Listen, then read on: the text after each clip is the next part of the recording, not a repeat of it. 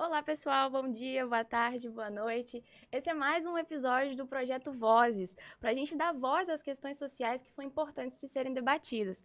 Hoje o nosso assunto é alcoolismo, mais especificamente sobre como o alcoolismo afeta o corpo e também o psicológico das pessoas. Mas antes, vou dar um panorama geral que é importante para a gente conseguir conversar sobre o assunto. A OMS, né, que é a Organização Mundial da Saúde, ela define o alcoolismo como uma doença, justamente por afetar os sistemas cognitivos, fisiológicos e comportamental. Aqui no Espírito Santo, o Centro de Informação sobre Saúde e Álcool, eles liberaram um panorama sobre 2023, né? E foi analisado que no estado foram mais de 1.700 mortes relacionadas ao álcool. Isso inclui desde cirrose até acidentes, né, causados por embriaguez. A média do Espírito Santo é maior do que a média nacional. Aqui são mais ou menos 43 mortes para cada 100 mil habitantes, enquanto a média nacional passa um pouco dos 30. Então, por isso, eu sou Larissa De Angelo e esse é mais um episódio do Projeto Vozes.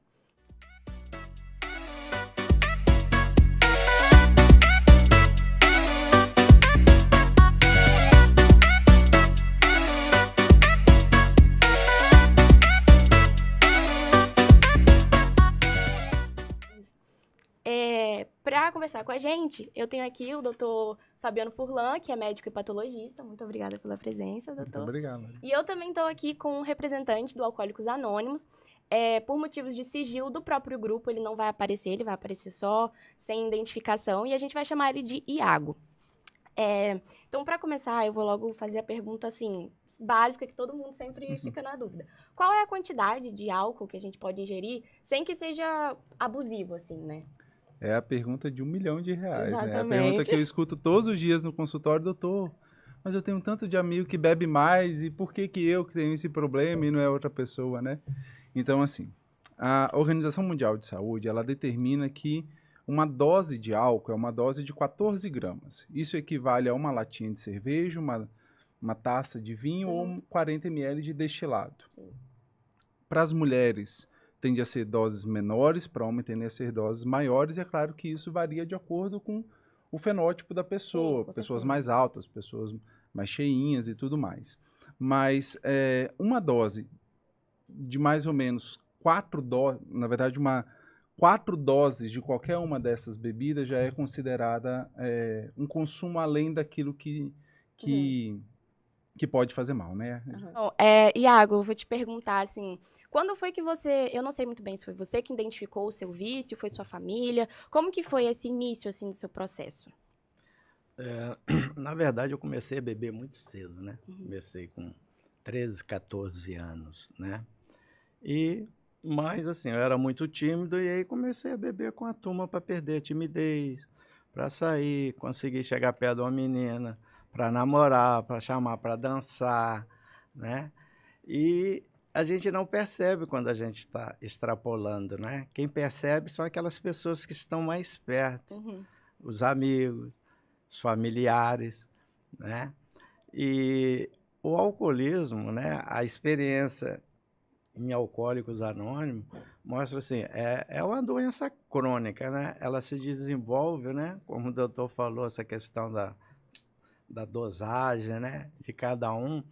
Em Alcoólicos Anônimos a gente não tem essa preocupação, porque o único propósito lá é ajudar aquelas pessoas que têm o desejo de parar de beber. É só esse o propósito, né? Alcoólicos Anônimos, por exemplo, ele não tem nada contra quem fabrica, quem vende, muito menos como contra quem bebe, né? Mas eu comecei a ter muitos problemas familiares, problema no serviço. Eu já havia capotado de carro 10 vezes, não morri por muita sorte. Tinha tido 4 perdas totais, né? Aí chega um ponto, né, que em Alcoólicos Anônimos a gente fala assim, que todo alcoólico fala, basta, eu não aguento mais. Por quê? Quando a gente começa a beber para se socializar, né? Mas quem tem a predisposição para desenvolver o alcoolismo, né? A maior característica para a gente em Alcoólicos Anônimos que a gente percebe é o quê? É quando a pessoa perde o controle, né? O alcoólico, quando ele chega nesse estágio, né, que passa daquela fase de uso abusivo para dependência, né? E essa linha é muito tênue, Uhum. o alcoólico não consegue. Eu não conseguia perceber. Todo mundo em volta já percebeu, menos a pessoa. Exatamente. Então, para a gente lá, a gente chama assim, uma das maiores características. É a doença da negação, Uhum. né? A doença da manipulação, porque para mim continuar bebendo eu tenho que manipular as pessoas. Não, eu vou tomar só É umazinha. igual ele falou da E eu autoconfiança, não né? Você achar consigo. que. É, A gente percebe que a gente não consegue, mesmo Uhum. quando você percebe que, eu não posso beber muito, eu vou sair e vou beber só uma. Não vai conseguir, entendeu? E eu percebi que eu estava tendo prejuízo, porque eu tinha um emprego muito bom, um cargo de chefia, eu comecei a correr risco de perder o emprego. Uhum. Então, eu parei de beber, né? A primeira vez foi por minha conta e eu fiquei 15 anos sem beber, né? Mas eu não tinha um programa igual de Alcoólicos Anônimos, Uhum. né? E aí, do nada, eu voltei a beber, tomando um vinhozinho, achei que não tinha mais problema, E aí? né? E aí eu fiquei 5 anos tentando parar e não conseguia. Uhum. E aí os problemas voltaram muito piores. Eu voltei fazendo coisas que eu não fazia 15 anos atrás, Nossa. bebendo muito mais. Procurei ajuda em vários lugares, mas o que acontece? Como é a doença da negação, a gente chega, o médico vai lá e te mostra, ó, seu fígado tá assim, se você não parar de beber, você vai morrer, você vai ter uma cirrose, a cirrose vai ao câncer. Eu cansei de ouvir isso, Uhum. né? Mas a doença é mais forte. A gente não acredita, fala, não, eu vou diminuir, troca de bebida e esse tal. médico tá errado. Esse E médico é aí, muito Nunca ruim. é. Nunca é. Vou buscar certo. uma todo outra mundo, opinião. É. não, o familiar fala, você tem que parar de beber, você é muito chato, enjoar, todo mundo fala, você não acredita.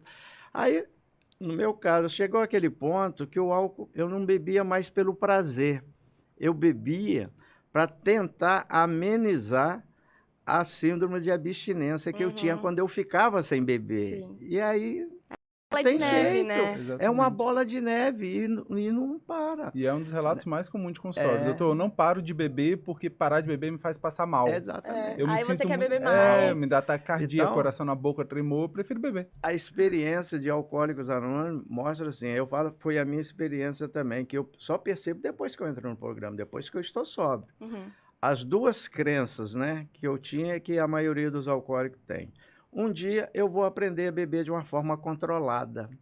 E é por isso que muitos insistem nessa crença e às vezes morrem antes de pedir ajuda, Uhum. né? Exatamente. E a outra crença, se eu parar de beber, a minha vida perde sentido. O que eu vou fazer sem beber? Tá tudo centrado no álcool, Exatamente. Com né? certeza. Acha Se que tem só uma tem um jeito de festa, viver, né? a primeira coisa que eu perguntava, vai ter bebida? Não, então não vou, só vai ter aquele monte de gente chata, né? A gente não consegue entender. Até que eu cheguei em Alcoólicos Anônimos por falta de opção, não tinha mais para onde correr. Falei, vou ver lá se aquele negócio funciona, que para mim, eu olhava aquela sala e falava, o que aquele monte de bêbado fica fazendo ali dentro? E aí, Exatamente. justamente, lá, vocês não podem aparecer, né? Tipo, são anônimos, obviamente. Exatamente. Tem algum motivo específico por isso? É justamente pelo medo de receber um julgamento, por exemplo? Uhum. Olha só, no início, Alcoólicos Anônimos começou em 1935 lá nos Estados Unidos, né?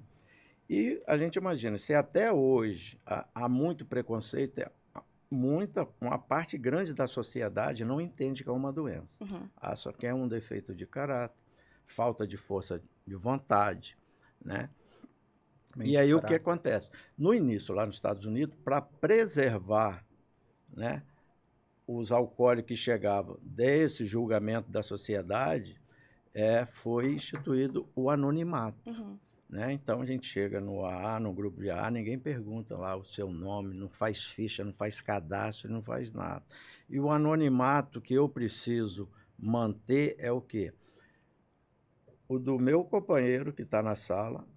Eu entrei numa reunião, eu vi meu vizinho lá, vi fulano, quando eu saio dali, eu não posso falar para ninguém que eu vi, quem eu vi lá dentro. Uhum. E o meu anonimato, o que Alcoólicos Anônimos pede é que eu mantenha o meu anonimato nas mídias sociais. E, doutor, por exemplo, quais são os impactos que pode ter a curto a longo prazo? Porque, assim, por experiência própria, eu conheço muita gente que bebe. Graças a Deus eu não bebo. E eu já vi alguns casos de alguns amigos que chegaram, tipo, numa festa, beberam demais e chegaram a ponto de ter um coma alcoólico, por exemplo. Sim. Aí, mas assim, foi um evento pontual aqui, pontual ali. Como que quais são os impactos mesmo a curto e a longo prazo na vida de uma pessoa que exagera, né? Exagera, né? E aí eu volto até para a pergunta inicial.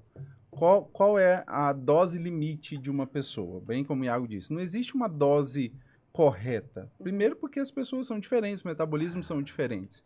E o impacto que a bebida pode ter na vida daquela pessoa, às vezes independe de álcool. Então, a fase da bebida, ela tem 3 fases, digamos assim. A fase das 2 doses, em que você fica mais relaxado, em que você tinha uma tensão, briguei com o chefe, briguei com a família, não sei o quê, relaxei. De repente vem a fase da euforia. Vem a fase do eu amo todo mundo, eu abraço todo mundo, essa rodada é por minha conta. Vem abraça, fala, ai, amigo, eu te amo tanto. E fica aquele dramalhão todo. E isso é gostoso, a pessoa percebe que isso é gostoso. Qual que é o link que ela faz? Se eu beber mais, isso vai ficar melhor, então. Só que o álcool é uma droga, é um depressor do sistema nervoso central. E eu sempre falo assim, que nessa batalha com qualquer doença, você não entra para barganhar. Você não vai negociar com doença, você entra para ganhar. O álcool, ele tem as armas dele nessa guerra. E é exatamente essa a principal arma dele. Deixa eu deixar ele feliz, que ele não vai ver isso como problema. Deixa eu deixar ele alegre. O álcool é relacionado a comemorações, né? Festa. Batizada, casamento, Sempre aniversário, tem ali, né? emoções. Se eu tô triste, eu bebo. Se eu tô feliz, eu bebo, né? Então, essa é uma arma muito boa que o álcool tem, de falar assim, eu vou deixar ele feliz, para ele não ver isso como um problema. De repente, você começa a ficar, à medida que você vai bebendo, isso vai causando uma depressão no sistema nervoso central. O que é isso? Você começa a ficar repetitivo, você começa a não lembrar onde estão as suas coisas, você começa a não reconhecer as próprias pessoas que estão com você. Então, do nada, você vê seu amigo na outra mesa, conversando com um monte de gente estranha que ele nunca viu na vida, sabe?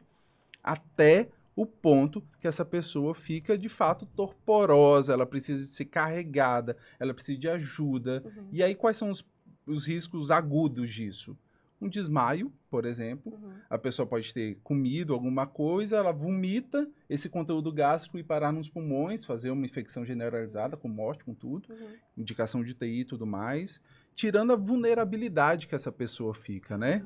As mulheres ficam mais vulneráveis a uma pessoa com más intenções, os homens também, às vezes, ficam jogados, porque, esse daí é bêbado mesmo, deixa ele no canto, a gente continua aqui, depois a gente pega ele na volta, mas ninguém vai lá nem ver se tá vivo, né? Levar para casa, dar um copo d'água, que seja. A longo prazo, Larissa, isso vai como se fosse tirando um pouquinho da sua consciência aos poucos, né? Tirando um pouquinho da sua consciência. Ou seja, a sua memória vai falhando, você vai mudando até a sua personalidade, a pessoa vai ficando cada vez mais pavio curto com coisas que ela não ficava até então, ela vai ficando menos tolerante com os erros das outras pessoas, entende? Tudo vai em cima, assim, já reclama, né? Fica aquela pessoa que reclama de tudo, aquela pessoa que tem subordinados, tem pessoas que trabalham com ela, ela fica impaciente, ela briga com todo mundo, mas ninguém lembra de que o álcool pode ser o problema disso. Por quê? Porque você vai em qualquer esquina e você acha. Não é um problema. Como eu falei, álcool está relacionado a coisa boa, álcool não está relacionado a coisa ruim. Então ninguém lembra do álcool nessa hora. Não, a pessoa está assim porque é estressado mesmo, meio doido, procura um psiquiatra lá. Mas às vezes isso é o consumo de álcool. Essa pessoa às vezes precisa alguém chegar e falar assim, o que está acontecendo? Você não era assim, você era uma pessoa tão mais divertida, eu tinha um prazer de trabalhar nessa empresa, eu tinha um prazer de sair com você, de conviver, mas de repente você está ficando uma pessoa insuportável de se conviver. E é justamente nisso que o Alcoólicos Anônimos auxilia também, Exatamente. né? Porque se não fosse, assim, a pessoa continua nessa de beber, e se não tiver um grupo ali que possa ajudar, a pessoa vai nessa vida e Tem fica, que ter alguém né? para chamar. O doutor falou tudo, que a experiência nossa mostra, né? A gente começa a beber para se socializar e o álcool vai entrando na nossa vida. Ele falou, você está triste, você bebe. Você está alegre, você bebe. E quando você está entediado também, você bebe. Para sair do tédio, né? E quem desenvolve a dependência chega um ponto que ele não consegue mais viver sem o álcool. Sim. Você fica isolado, porque, como ele disse, as pessoas param de te convidar para as festas, porque ele já sabe que sabe no final que- vai dar Vai problema, dar trabalho no final. né? Ele falou de uma coisa ali que em Alcoólicos Anônimos a gente acha assim que é a fase mais perigosa do alcoolismo, que é o apagamento. Que ele falou, você esquece o que você fez. No outro dia você né? pergunta pra pessoa, você lembra que você falou E aí, isso? Como assim eu falei isso? O que acontece? No outro dia, você não sabe como você chegou em casa. Sim. Você pegou seu carro, dirigiu e você não É lembra. extremamente Às vezes perigoso, você né? não lembra. Eu não lembrava onde eu tinha deixado o meu carro. E hoje, olha só, Alcoólicos Anônimos, ele vai aonde chama. Então, a gente tem grupos dentro de clínica de recuperação, dentro de presídios. E nos presídios é interessante. Aqui nós trabalhamos dentro de uns... São 15 presídios que o AA está presente dentro. A gente vai lá e faz reuniões com aquelas pessoas que foram presas porque cometeram algum crime em função do alcoolismo. Naquele momento que ele cometeu o crime, né, ele estava sob o efeito do álcool. Então, é muito comum a violência domiciliar, principalmente as mulheres. Ah, dei uma facada no meu companheiro porque ele estava me agredindo, né? E muitas vezes essa mulher estava bêbada também, e no outro dia ela não lembra. Não lembro. A gente ouve muito isso no presídio, tanto de homem e mulher. Ele não sabe por que ele foi preso, ele vai saber quando ele está lá. E aí já foi, né? Quantas pessoas, né? A gente tem depoimentos dentro de Alcoólicos Anônimos. Eu, por exemplo, quantos acidentes que eu tive que eu não me lembro de como eu cheguei naquele local do acidente. Você até falou, né, que você chegou a capotar o carro, ter perda total. Perda total, foram 4 vezes. E uma das vezes eu estava com minha família toda. Nossa. A minha esposa, na época, grávida, e o Meu carro Deus. capotou, podia ter morrido todo Nossa. mundo. Então, como ele falou, a gente bebe, a gente faz coisas que não faria se não tivesse bebido. Porque o álcool, né? A experiência nossa mostra que, para quem tem um problema com álcool, uma dose de álcool já altera todo seu funcionamento do seu cérebro. Exatamente. Então, e a doença, o problema é a doença da negação. Em Alcoólicos Anônimos a gente faz até piada, né? Aí fala, eu ia no médico e isso aconteceu. Aí o médico fala, o senhor bebe? Eu bebo, mas socialmente. Socialmente. Nossa, Sempre tem, rotina. né? E aí, hoje a gente brinca, é o socialmente. É verdade. Ah, excelente. Por Vou quê? começar a falar isso. É, o socialmente. Eu me lembro, uma vez eu fui numa consulta com um hepatologista, né? E depois eu fiquei sabendo que esse hepatologista, ele gostava muito de uma cervejinha também. E eu estava, naquela época, não tinha ainda muito diagnóstico de hepatite C e tal, ele suspeitava, ele falou assim, ó, enquanto você não terminar esse exame, eu te aconselho a você parar de beber. Aí eu falei com ele, mas eu bebo só uma cervejinha no final de semana. Ah, bom, se é só no final de semana, você pode continuar bebendo. Aí eu cheguei em casa, falei com a minha esposa, ela falou, próxima consulta eu vou lá com você, porque ela queria que eu parasse de beber. Eu falei, mas o médico falou que a cervejinha no final de semana eu posso. Aí a consulta, né? Aí ela virou e falou assim, ó, o senhor falou que ele podia beber a cervejinha dele no final de semana? A cervejinha não faz mal. Mas o senhor não sabe que a cervejinha dele, ele não toma Não em é só no copo, ele final- toma em balde. Ah, meu Deus.